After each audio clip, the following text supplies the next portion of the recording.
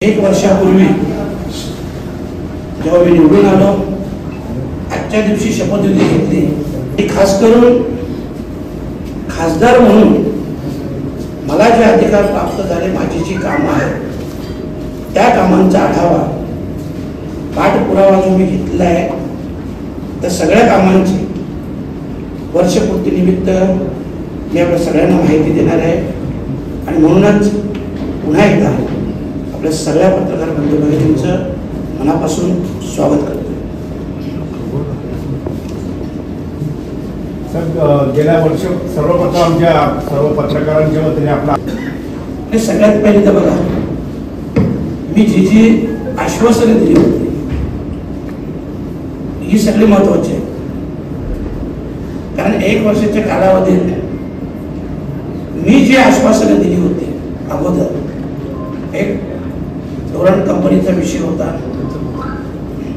IGM हॉस्पिटलचा विषय होता, शहापूरचा पाण्याचा प्रश्न होता, मुरबाड रेल्वेचा विषय होता, वराळदेवी तलावाचा विषय असेल, मुरबाडचा शाही धरणाचा विषय असेल, रेल्वेविषयी मतदारसंघात ज्या काही समस्या आहेत या सगळ्या समस्यांच्या विषयी, आणि खास करून भविष्यात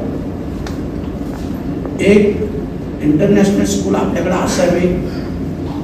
कारण जे जे खासदारांची खरे कामं आहेत, नॅशनल हायवेचा विषय असेल, ज्या कामाचा मी सतत पाठपुरावा करत आहे, या सगळ्या विषयांसाठी मी शब्द दिले होते. पहिला विषय आपल्या सगळ्यांच्या जिव्हाळ्याचा धोरण कंपनीचा विषय आहे. आपल्याला माहित आहे, धोरण कंपनीचा विषय मी अगोदर पत्र दिलं ते 16 विषय, पण मी त्यानंतर सभागृहात, मला वाटतं सभागृहात धोरण कंपनीचा विषय घेणारा मी एकमेव खासदार असतो की ज्यांनी संसदेत हा विषय उचलला, आणि तोही कशा प्रकारे भांडलो आपण सगळ्यांनी लाईव्ह बघितलं असेल. मग ते धोरणच्या छोट्याशा कामगारापासून असू दे तर ते न्यायालयापर्यंत कशा प्रकारे धोरण प्रक्रिया राबवते आणि कशी मिळवणूक करते, ही सगळी माहिती 2 मिनिटात मी अध्यक्ष महोदयांना दिली होती. त्यानंतर ऊर्जा मंत्री आदरणीय मनोहरलाल खट्टर साहेब यांना मी 18 डिसेंबर 2024ला हायाविषयी पत्र दिलं. त्यानंतर पुन्हा एकदा 20 मार्च 2025 पुन्हा याविषयीचं मी पत्र दिलं, स्वतः भेट घेतली. बोलताना राज्यस्तरावर बोलून सकारात्मक निर्णय घेऊ अशा प्रकारचे बोलले, परंतु अजून काही निर्णय झालेला नाही. मी सतत त्या प्रश्नाचा पाठपुरावा करत आहे. मध्ये आपण पाहिलं असेल, धोरण कंपनीने एक डिपॉझिट म्हणून अमाऊंट मागितली. एवढी अमाऊंट सर्व ग्राहकांना भरावीत लागेल अशा प्रकारची सूचना किंवा आदेश जारी केले. परंतु मला जेव्हा माझ्या कानावर ही गोष्ट आली, त्यावेळेस भिवंडी शहर ग्रामीणमधील सगळ्या वीज ग्राहकांना मी याविषयी आवाहन केलं की आपण कोणीही हे डिपॉझिट भरू नये, हे बेकायदेशीर आहे. आणि लोकांनी देखील त्या आव्हानाला प्रतिसाद दिला, कोणी भरलंही नाही. आणि यानंतर माझ्याकडे, माझ्या पेकडे किंवा माझ्या कार्यालयात अशी कोणीही तक्रार, डिपॉझिट जबरदस्तीने वसूल केलं जातं अशी कुठलीही तक्रार माझ्या कार्यालयात उपलब्ध झाली नाही. मी माहितीही घेतली. एकंदरीत डिपॉझिटचा विषय बंद झालेला आहे. ती बाईट देताना मी स्पष्ट सांगितलं, डिपॉझिट तर नका भरू. आणि मी तुम्हाला दिलेल्या वचनाचा मला पूर्ण आठवण आहे. मी दिलेले आश्वासने मी कधीही विसरत नाही. आणि म्हणून त्याच वेळेस म्हटलं, आजही सांगतो, योग्य वेळेस धोरणाविषयी योग्य निर्णय होईल. आपल्याला कल्पना आहे की 2027 पर्यंत त्यांची काहीतरी मुदत आहे आणि म्हणूनच त्यावेळेस जोही निर्णय घ्यायचा आपल्या सगळ्यांच्या सहकार्याने, सगळ्यांच्या सोबतीने, आशीर्वादाने त्यावेळेस तो निर्णय होईल आणि आपल्या सगळ्यांना अपेक्षित असाच निर्णय होईल. अनेक लोक जरी बोलली की हा विषय डोळ्यांचा कधी मिळेल, या सगळ्यांना कल्पना आहे. काहींनी 5 वर्षात, काहींनी 10 वर्षात डोळ्यांचा टोही काढला नाही, विषयही काढला नाही. कमीत कमी मी संसदेच्या सभागृहात बोललो आणि तेही दखलपात्र व्हावं म्हणून न्यायाधीशांपर्यंत कशी प्रक्रिया चालतो याही विषय स्पष्ट बोललो. त्याच्यानंतर बऱ्याच लोकांच्या तक्रारी मी थांबवल्या देखील आहे.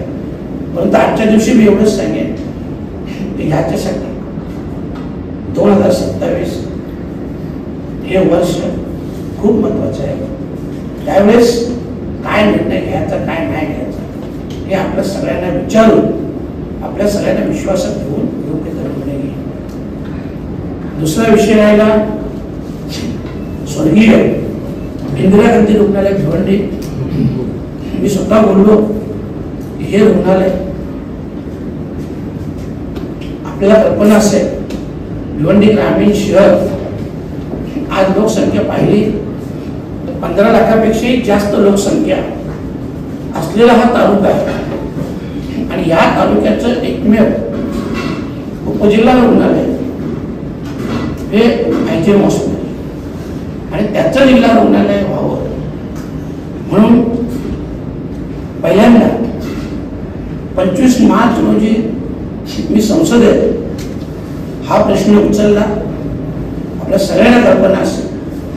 त्यानंतर आरोग्यमंत्री सन्माननीय जगत प्रकाश नड्डा साहेब यांना 25 मार्च 2025 रोजी भेटून त्याविषयी निवेदन दिलं. त्यानंतर पुन्हा एकदा 13 मे 2025 पुन्हा एकदा आरोग्यमंत्री महोदय नड्डा साहेब यांना भेटून पुन्हा IGMचं जिल्हा रुग्णालय व्हावं यासाठी पत्र दिलं. त्यानंतर त्यांनी प्रक्रियेला सुरुवात केली आणि 28 मे 2025 रोजी त्यांचं मला पत्र आलेलं आहे.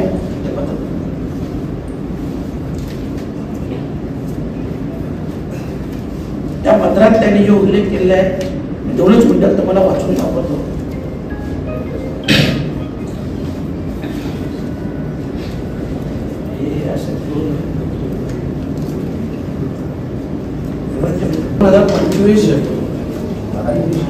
केंद्रीय आरोग्य मंत्री जगत प्रकाश नड्डा साहेबांनी मला पत्र लिहिलं आणि त्या पत्रात लिहिलेलं आहे, मुझे आपका पत्र क्रमांक BM-VIP-0.25/05 दिनांक 13 मई 2025 प्राप्त हुआ है, जो भिवंडी के इंदिरा गांधी मेमोरियल IGM अस्पताल को जिला स्तरीय अस्पताल के रूप में उन्नत कराए जाने के संबंध में है. मैं इस प्रकरण का संबंधित प्रभाग से परीक्षण करवा रहा हूँ. सादर. याच्यानंतर मी लगेच आरोग्य विभागाची पूर्ण जिल्ह्याची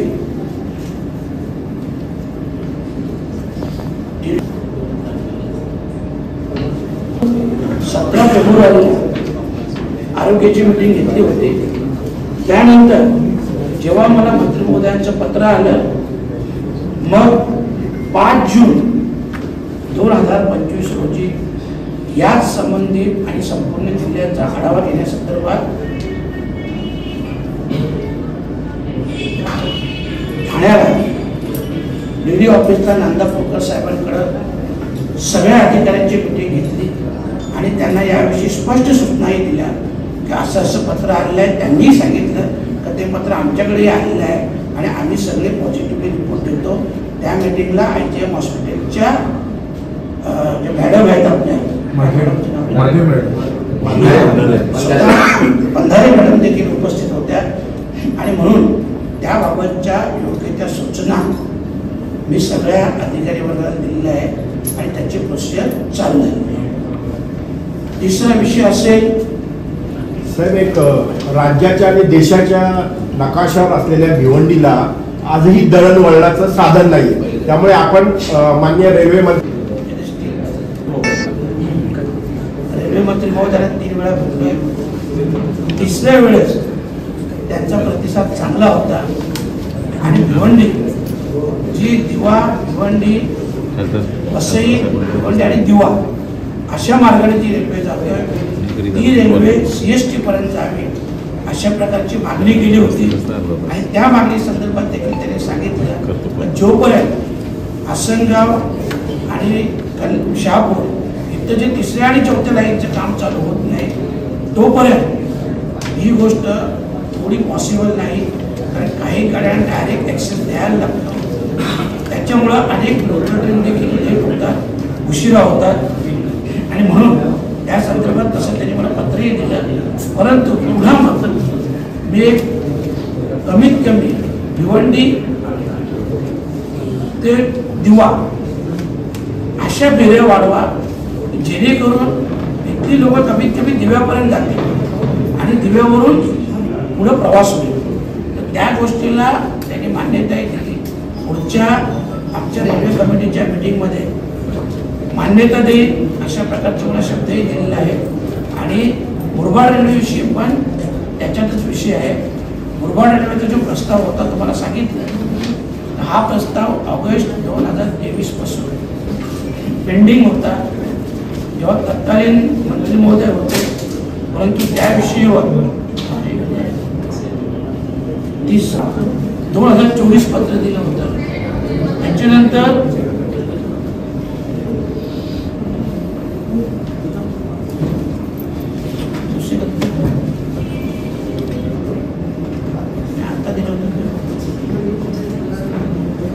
या ट्रेनों के ठहराव का विषय होता.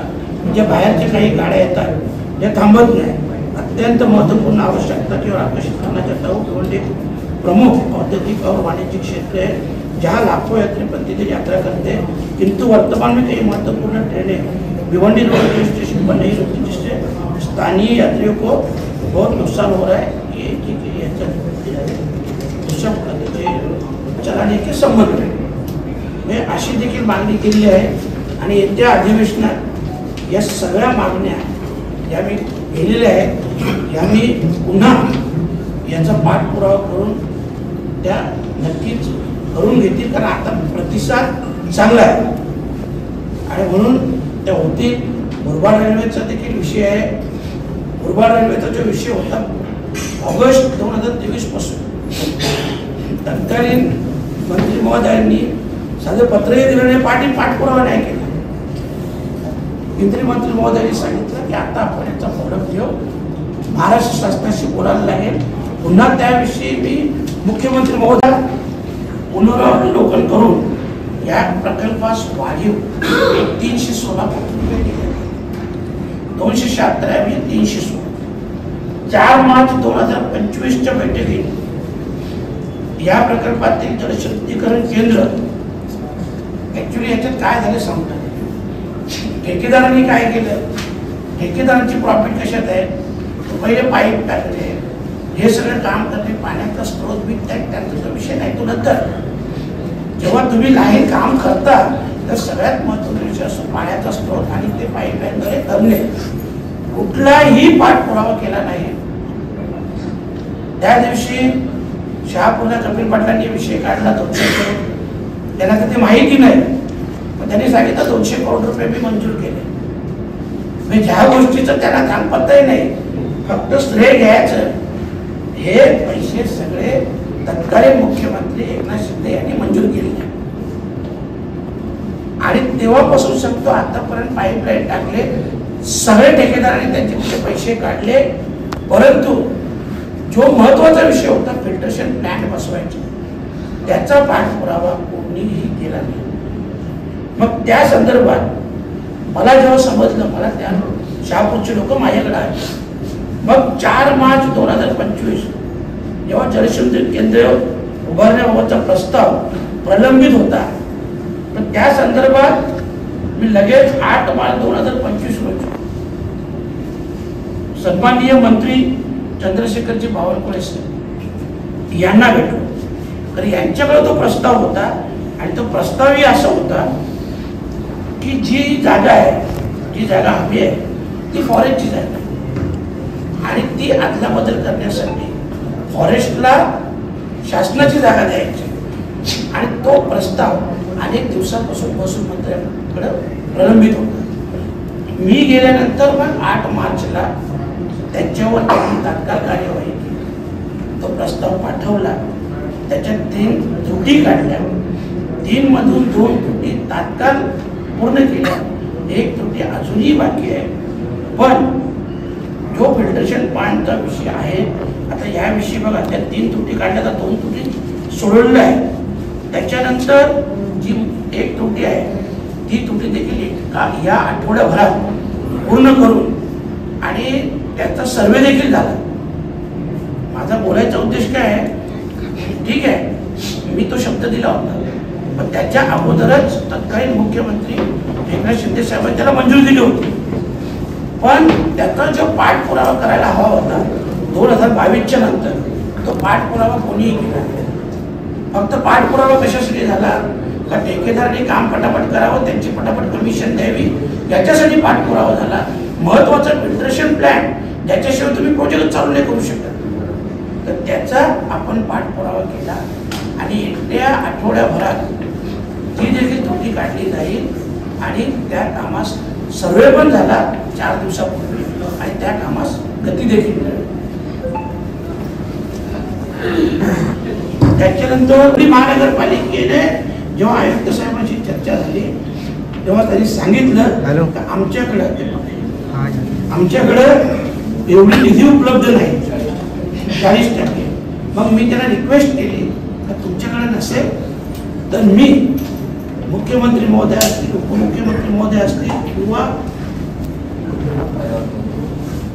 पर्यावरण मंत्री किंवा जे संबंधित मंत्री महोदय असतील त्यांना मी रिक्वेस्ट करेन आणि ती निधी कशी आणायची ते मी बघेन. फक्त तुम्ही पॉझिटिव्हली निर्णय पाठवा की बाबा आम्ही याच्यासाठी 40% देण्यास तयार आहोत. तुमचं ना हा जो आहे 53 कोटीचा निधी CSR फंडातून येणार होता ना? नाही ना, CSR फंडातून विषय कुठे आहे यांचा? हे सगळं इंडियन ऑइल का कुठली तरी कंपनी CSR फंडातून देणार. साहेब हा 2 वर्षापासून केंद्र सरकारकडून प्रलंबित आहे. आपण चालू केल्यानंतर केंद्र सरकारकडून राज्य सरकारकडून भिवंडी महानगरपालिकेला भिवंडी महानगरपालिकेने सांगितलं तेवढं कॉन्ट्रीब्युशन देण्यासाठी आमच्याकडे पैसे नाही. मी त्यांना रिक्वेस्ट केली तर तुम्ही पॉझिटिव्हली पाठवा, पैशाचं मी बघेन. म्हणजे मंत्री महोदयांच्या हातापाया पडायचं, कुणाला काय विनंती करायची मी करेन, पण मी तो मंजूर करणार. तेव्हा त्यांनी प्रस्ताव पॉझिटिव्हली पाठवला. त्याचा देखील जो महत्वाचा विषय आहे तो देखील यापुढं मार्गी लागेल अशा प्रकारचा माझा पाठपुरावा आहे.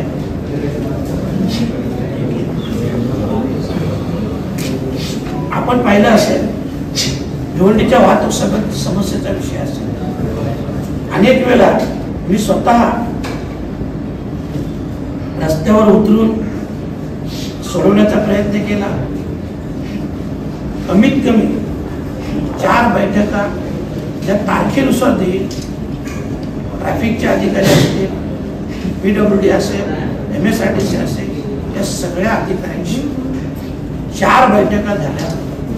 त्याच्यातून ठोस मार्ग काही निघत नाही आणि ही सगळं याच्यात अधिकाऱ्यांकडून किंवा शासनाकडून योग्य तो प्रतिसाद मिळत नाही. मी खूप रिक्वेस्ट केली. आत्ता शेवटी त्या दिवशी जो मी 4 दिवसापूर्वी DCP साहेबांना बोलला होता, PWDचे देखील अधिकारी होते, त्या दिवशी शेवटची विनंती सूचना केली. आता जर आम्ही ज्या पद्धतीने सांगतो त्या पद्धतीने काम होत नसेल तर कुठल्याही अधिकाऱ्याला यापुढं हात जोडले जाणार नाही, विनंती केली जाणार नाही. मग जे लोकांचा रोष असेल त्याला तुम्हाला प्रत्यक्ष सामोरं द्यायला एकदम स्पष्ट सूचना दिल्या. तेव्हा आता त्यांनी सांगितले या रस्त्याचं मानकुली अंजूर फाटा त्या दिवशी सिनियर पीआयने कालच मला वाटतं ते PWDचे मित्रांकडे ते ड्रायव्हिंग करून दिली. कुठं कुठं डिवायडर असायला पाहिजे, कुठं कुठं एक्झिट असायला पाहिजे त्याचे दिलेले आहे. मला वाटतं 2 दिवसात ते त्याच्यावर कार्यवाही चालू करतील. कशेळीचा देखील विषय आहे, त्याच्यात देखील त्यांनी सांगितलं की आठवड्याभराच्या आत आम्ही सगळे जे तशा आमच्या सूचना होत्या, ट्रॅफिकच्या सूचना होत्या, त्याच्यावर कार्यवाही करून ते सगळं ड्रॉइंग बनवू आणि मग त्याच्यावर PWDच्या माध्यमातून कारवाई करू. ट्रॅफिकचा देखील तो विषय लवकरात लवकर सुटेल. आणि सगळ्यात महत्त्वाचं तुम्हाला माहिती आहे की ट्रॅफिक बाबतीत जो कशेळी जो खारीगाव टू वडपा ह्या रस्त्याचं काम जे मुदतीत पूर्ण झालं नाही, जे काम निकृष्ट दर्जाचं झालेलं आहे आणि ते काम ज्या कंपनीचं होतं त्या कंपनीतून सब कॉन्ट्रॅक्टर म्हणून काहीतरी मिहान म्हणून कंपनी आहे, जिला ते सब कॉन्ट्रॅक्ट दिलेलं आहे. ज्या कंपनीने एकदम थर्ड लेवलचं काम केलेलं आहे त्याचं थर्ड पार्टी ऑडिट देखील मी करून घेतलेलं आहे. 2 महिन्यापासून प्रोसिजर करतोय. काल त्यांचं मला वाटतं नाशिक जी यांची कंपनी आहे विजिलन्स त्यांनी MSRDCकडं आज अहवाल पाठवणार आहे. त्याचा थर्ड पार्टी अहवाल येण्याच्या अहवाल तर त्याच्यात आता आपल्याला स्पष्ट समजेल का ते कशा प्रकारचं काम आहे.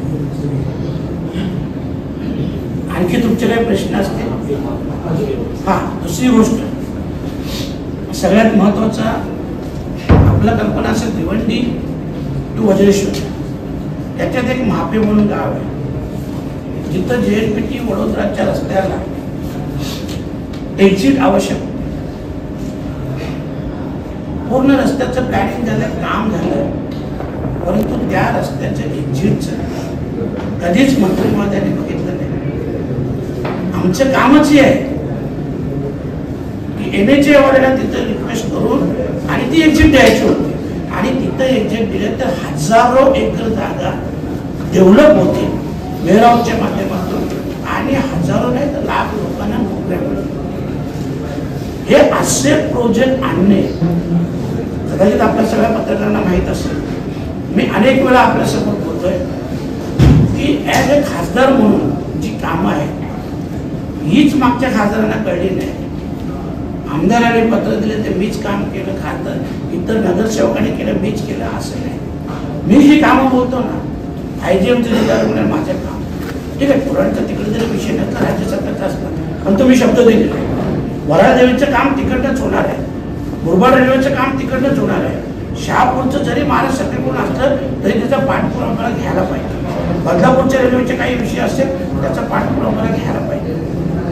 हे जे काही असे सगळे विषय आहेत हे अनेक विषय असे आहेत की वर्षभरात मी भिवंडीसाठी किती कामं केली, शहराला किती निधी मिळवून दिला, माझ्याच पत्रावर बोलतात.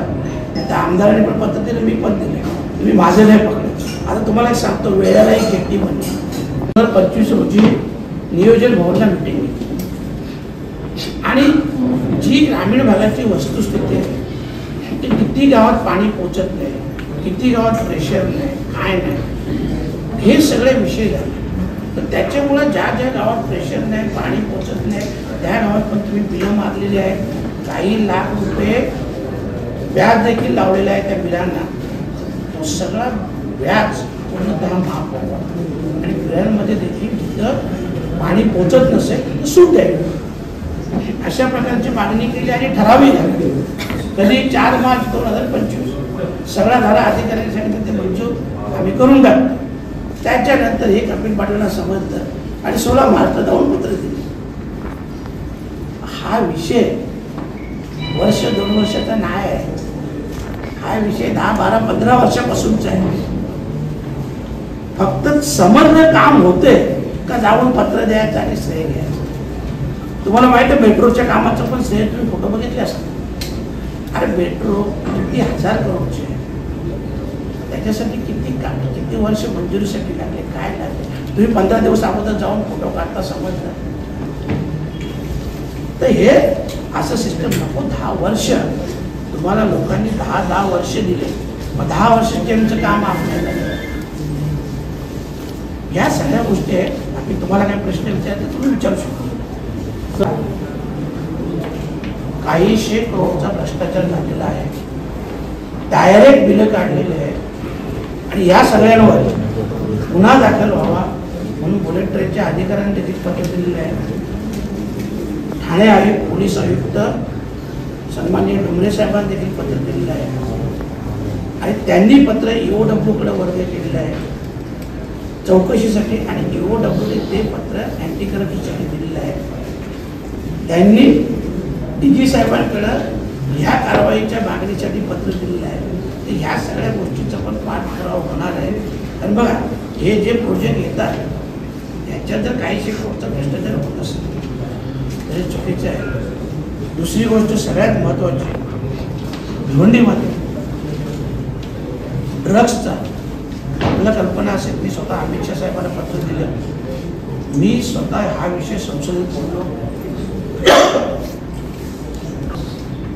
हा कुठल्याही परिस्थितीत ड्रग्स असेल, मटका असेल, गुटखा असेल, हे सगळं बंद झालं पाहिजे. आणि आज अनेक वेळा पत्र दिले, अमित शाह साहेबांशी बोलून संसदेत आवाज होतो. मला उत्तर देखील आलं, पण ते उत्तर थातूर मात्र होतं. या 2 जणांना कारवाई केली, इथे एवढा ड्रग्स पकडला, इकडे एवढा चरस पकडला. पण आजच्या दिवशी वर्षपूर्ती झालेले आहे. मी सगळ्या भिवंडी लोकसभा क्षेत्रातील सगळ्या नागरिकांना एक आवाहन करतो की उद्यापासून आपण सगळ्यांनी ड्रग्स मुक्त भिवंडी लोकसभा हे अभियान राबवायचं आहे. येत्या आठवडाभरात सगळीकडे अशा प्रकारचे बॅनर असतील, आणि एक संज्ञान जबाबदार नागरिक म्हणून मी सगळ्या नागरिकांना आवाहन करतो, आपण याविषयीची माहिती मला किंवा पोलिसांना द्या. त्याच्यावर त्वरित कारवाई होईल, आणि कुठल्याही परिस्थितीत येणाऱ्या वर्षभरात आपल्याला भिवंडी लोकसभा, पूर्ण शहर ग्रामीण पूर्ण लोकसभा ही ड्रग्स मुक्त करायची आहे. एका दिवसात शक्य नसली तरी एक दिवशी नक्की होईल. फक्त याच्यासाठी आपल्या सगळ्यांचं, सगळ्या नागरिकांचं, सर्वसामान्यांचं, सगळ्यांची मदत लागेल. आपल्या मदतीशिवाय हे शक्य नाही. आणि म्हणून भिवंडी लोकसभा क्षेत्रातील सगळ्या माझ्या बांधवांना, भगिनींना, सगळ्यांना मी आवाहन करतो, उद्यापासून याचे सगळे बॅनर हे जागोजागी लागतील. याच्यासाठी मी 2 नंबर ठेवणार आहे, मोबाईल नंबर, ज्या नंबरवर आपण कॉल करायचा. पोलीस दलाला कॉल केला तरी चालेल, मलाही केला तरी चालेल. या नंबरवर कॉल करा. आपलं नाव गुप्त ठेवण्यात येईल, परंतु संबंधितावर त्वरित कारवाई व्हावी अशा प्रकारचं पत्र मी स्वतः, आपण जे नाव सांगाल त्या नावावर त्वरित त्याची चौकशी व्हावी. सत्य असत्य ते काय आहे ते चौकशी होऊन त्याच्यावर कारवाई, अशा प्रकारचं उद्यापासून आपण हे अभियान राबवायचं आहे. एवढंच मी